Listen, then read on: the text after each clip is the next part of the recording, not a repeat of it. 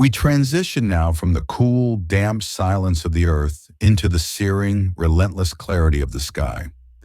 If the beginning was about the inward roots, this is about the outward endurance. You have broken the surface. You have been seen.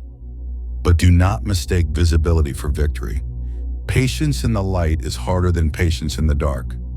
In the dark, you were hidden, protected by the soil. In the light, you are exposed, yet still unfinished. You have started the journey, and you can see the goal shimmering on the horizon, but between here and there lies the long, hot afternoon of the middle. The noon of a project, or a life, is the most dangerous time. The initial excitement of the seed has faded, the thrill of the launch, the adrenaline of the start, and the harvest is still miles away. This is the boring middle. The sun is directly overhead, casting no shadows to hide in. The heat is oppressive. We must deconstruct the spiritual necessity of monotony. You wake up, and the task is the same as it was yesterday. You water, you tend, you show up, you breathe. It feels repetitive, perhaps even meaningless. But this repetition is not a chore. It is a ritual of command. This is the frequency of the steady hand. You are teaching your soul how to remain calm when the sun is at its highest and the shade is nowhere to be found. The amateur craves the constant stimulation of the new. The master finds a rhythm in the sameness. The master knows that the sun is not burning the plant, it is fueling the photosynthesis that will eventually feed the world. And then the air begins to move. Patience is the ability to listen to the feedback of the world without reacting in fear. When the wind blows against the stalk of the plant does not fight. If it fought, if it remained rigid, terrified of bending, it would snap. Instead, it yields. This is the lesson of flexibility. You will face setbacks. You will face detours. The wind will blow from directions you did not anticipate. But you must reframe every no from the universe not as a rejection, but as a redirection. Every wait is actually a watch this. The wind is not trying to uproot you, it is testing your root system. It is strengthening your fibers. The most patient souls are the most fluid, moving through obstacles like water moves through stone, yielding to the shape of the container, yet ultimately carving the canyon. As the afternoon stretches on, a subtle, invisible shift begins to occur within the fruit itself. There is a specific molecular change that happens just before it is ready to fall. A change in sweetness, a rise in bricks. This is the ripening. This is the era of internal maturation. You are becoming sweeter to the world. Your edges are softening. The bitterness of your early striving is being converted into the sugar of wisdom. Your ego is thinning, becoming translucent skin over the substance of your character. This is the patience of the last mile, where you realize that you cannot rush the sugar into the fruit. You cannot scream at a peach to ripen. You must simply stay on the branch. You must hold on, absorbing the light, trusting that the chemistry of your soul is doing exactly what it was designed to do. And then you feel it. You begin to see the harvest not as a future event, but as a present gravity. When the harvest is large enough, it begins to pull you toward it. The anxiety of will it happen is replaced by the calm, heavy certainty of it is happening. You can see the golden fields stretching out to the horizon. They are no longer a hallucination of hope. They are physical. The magnetic pull of the result is undeniable. You are not pushing anymore. You are being drawn. The harvest is not a reward for your patience. It is the literal, physical manifestation of your patience.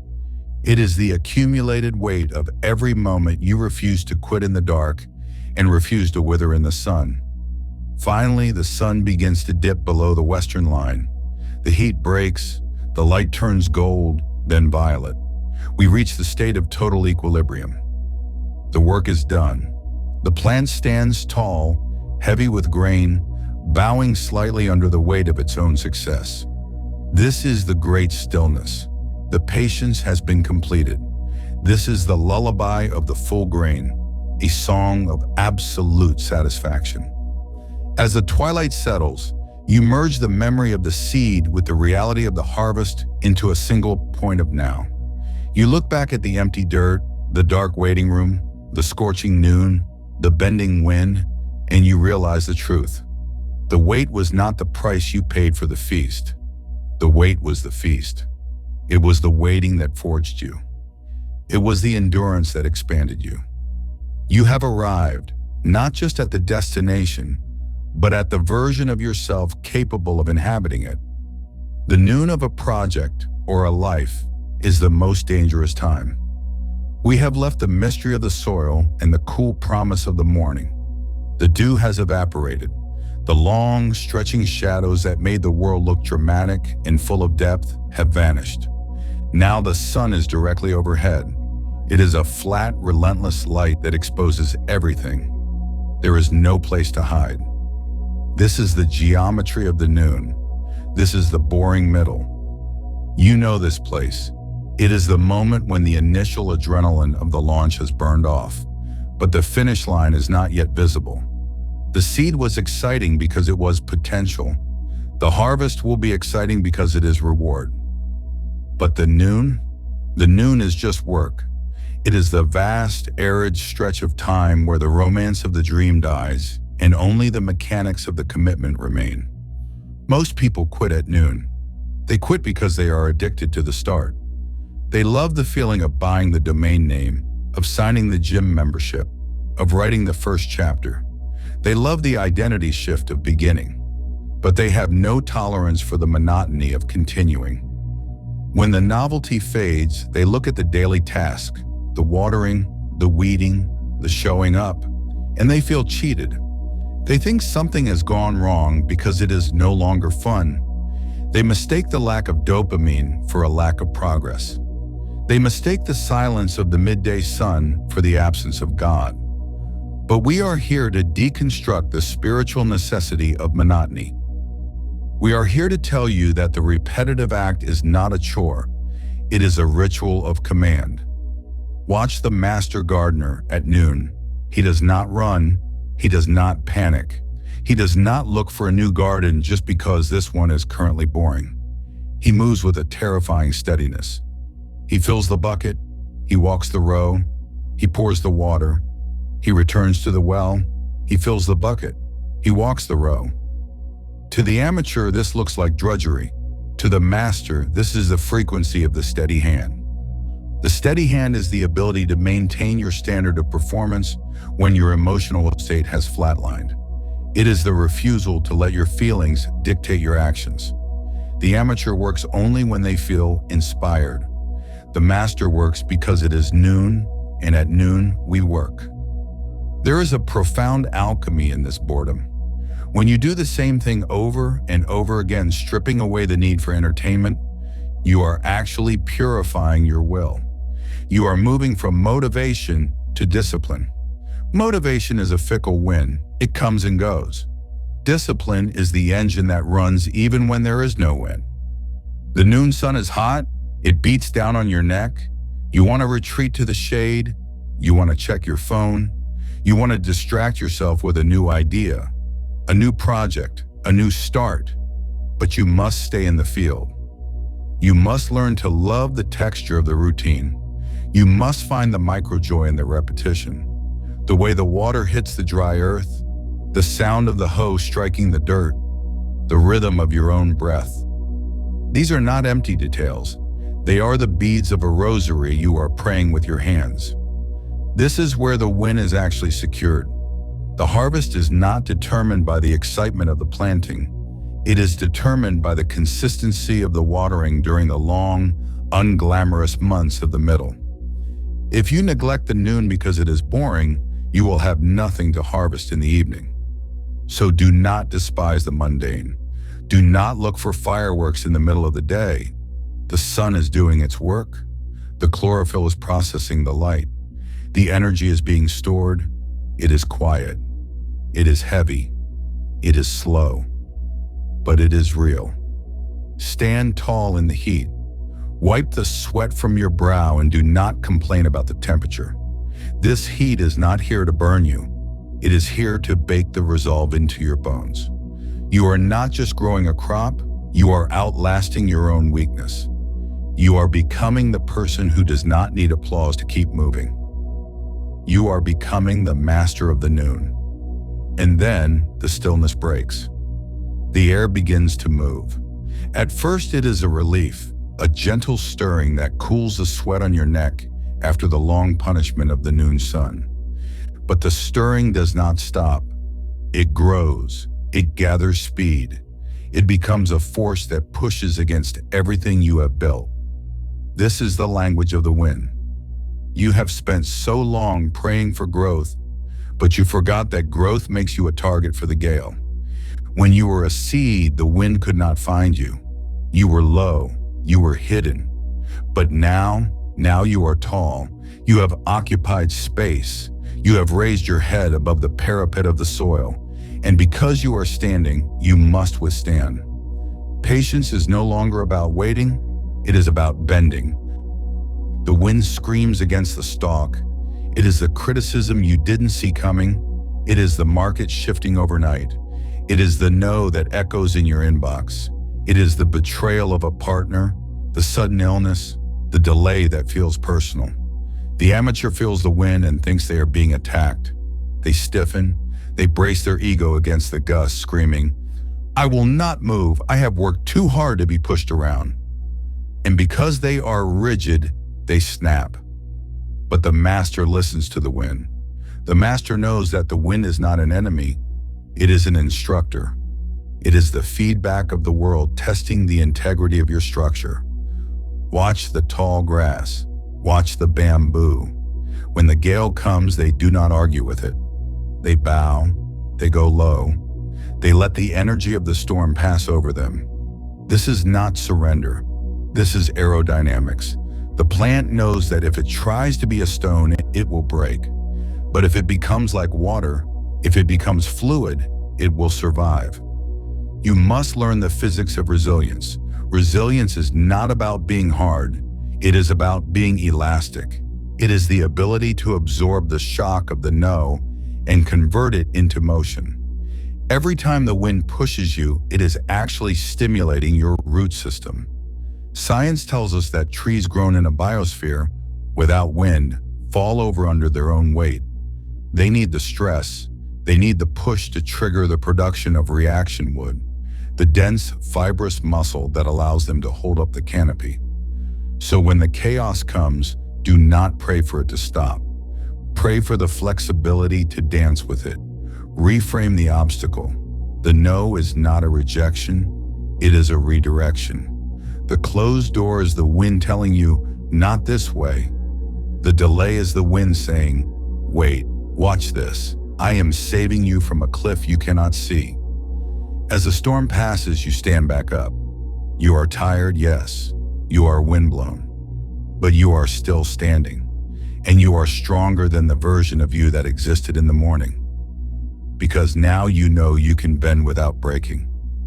The wind dies down. The air settles. We enter the late afternoon. The plant is tall. The structure is tested. Now we turn our eyes to the fruit itself. From a distance, it looks ready. It has the shape. It has the color. The world looks at you and says, it is time. Pick it, launch it, sell it. But you, the gardener, the soul who knows the truth, you know it is not ready. This is the ripening frequency. There is a difference between being done and being ready. Done is an external metric. Ready is an internal chemistry. In the final weeks before the harvest, a specific molecular change occurs. The starches in the fruit begin to break down into sugars. The acidity drops. The Brix, the measure of sweetness, begins to climb. If you pick the fruit before this moment, it will look right, but it will taste sour. It will be hard. It will lack the complex, intoxicating aroma that draws the world to it. You are in the season of sweetening. This is the patience of the last mile. It is the most subtle, agonizing form of waiting because there is nothing left to do. You cannot water more to make it sweeter. You cannot prune more to make it sweeter. You cannot work harder to force the chemistry. You must simply hang there. You must stay attached to the branch. You must let the last rays of the late afternoon sun penetrate the skin of your work. This is the 10,000-word movement of internal maturation. You are softening. The sharp edges of your ego are being rounded off. The bitterness of your ambition, the need to prove them wrong, the need to be famous, the need to be validated, is metabolizing into something higher. It is turning into the sugar of service. The unripe leader uses people to build their dream. The ripe leader uses their dream to build people. The unripe artist screams for attention. The ripe artist whispers, and the world leans in. Do not rush the harvest. Do not let your impatience rob you of your sweetness. If you disconnect from the source now, you will be a sour offering. You will be a disappointment to the very people you are trying to feed. Stay. Hold on. Let the process finish. You are not just building a product, you are crafting a legacy. And a legacy, like a perfect piece of fruit, cannot be synthesized. It must be ripened. The sun is dropping lower. The shadows are lengthening. The sugar is rising. You are almost there. And then you feel it. It starts as a heaviness in the air, a subtle shift in the atmosphere around you. You have spent years pushing the boulder up the hill. You have spent years fighting for inches. You have spent years wondering if the effort would ever translate into momentum. But now the physics have reversed. You begin to see the harvest not as a future event you are chasing, but as a present gravity that it is pulling you. This is the horizon of inevitability. When the harvest is large enough, it generates its own magnetic field. The work you have done, the thousands of hours in the dark, the miles walked in the noon sun, the storms you weathered without breaking, has accumulated a mass that the universe can no longer ignore. You are no longer the beggar at the gate of opportunity. You are the magnet. The anxiety of will it happen evaporates, replaced by the terrifying, beautiful calm of it is happening. You can see the golden fields stretching out to the horizon. They are no longer a hallucination of hope. They are physical. You can smell the grain on the wind. The distance between you and the result is collapsing. Not because you are running faster, but because the result is rushing to meet you. This is the moment where the phone rings with the offer you stopped chasing 3 years ago. This is the moment where the relationship you surrendered suddenly appears, fully formed and right on time. This is the moment where the cure, the breakthrough, the answer simply falls into your lap. It feels like magic to the observer. They will say, "You are so lucky." They will say, "It happened so fast." But you know the truth. You know this isn't luck. This is the magnetic pull of the result. This is the law of sowing and reaping, finally balancing the books. The harvest is not a reward for your patience.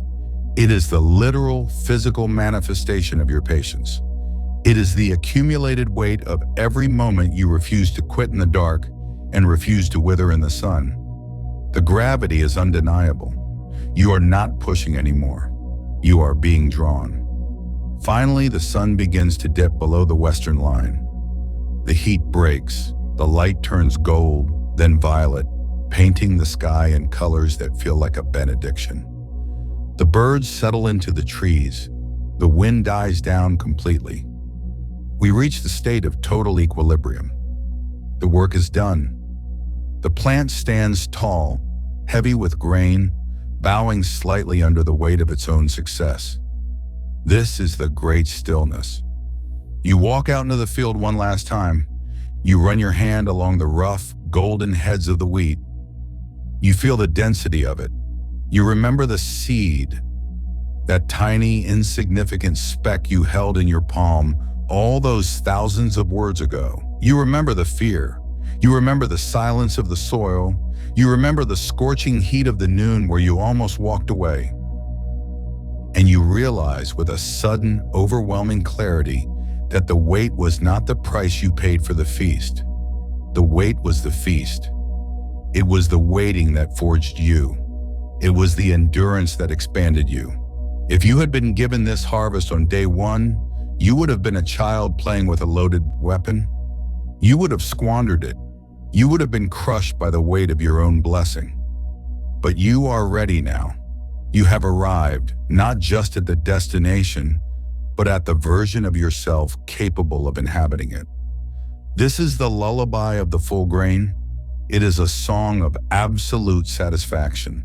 There is nothing left to prove. There is nothing left to force. The cycle is complete. You merge the memory of the seed with the reality of the harvest into a single point of now. You stand in the twilight surrounded by the gold of your own becoming, and you finally understand. The delay was not a denial. The silence was not an absence. It was the necessary room for you to grow into the person who could hold the joy that is now resting in your hands. The sun sets, the day is over, the harvest is here, and you finally are full.